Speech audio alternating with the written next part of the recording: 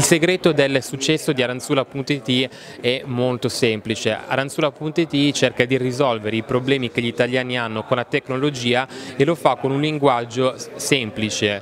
Il sito è nato nel 2002, quando avevo 12 anni, e quindi gli articoli erano scritti con un linguaggio di un dodicenne.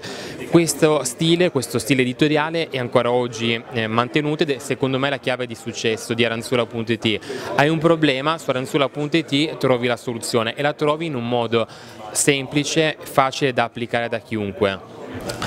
Sono già venuto in Veneto più volte per diversi convegni, ad esempio ho fatto qui in Veneto il TEDx a Vicenza, piuttosto che ho partecipato al Student Love di Verona lo scorso anno e parteciperò quest'anno allo stesso evento. Peraltro ero venuto a Conegliano qualche anno fa perché sono appassionato di pasticceria, per conoscere Leonardo Di Carlo, che è uno dei maestri pasticceri più importanti d'Italia, più importanti al mondo, che abita proprio a Conegliano. Io ho una quantità di visite distribuita un po' in tutta Italia, quindi non facciamo delle analisi su qual è, diciamo, la regione o qual è, diciamo, la città che visita maggiormente Aranzulla.it, in quanto il pubblico è distribuito in maniera più o meno uniforme su tutta Italia ed è distribuito anche in maniera uniforme per quanto riguarda l'età.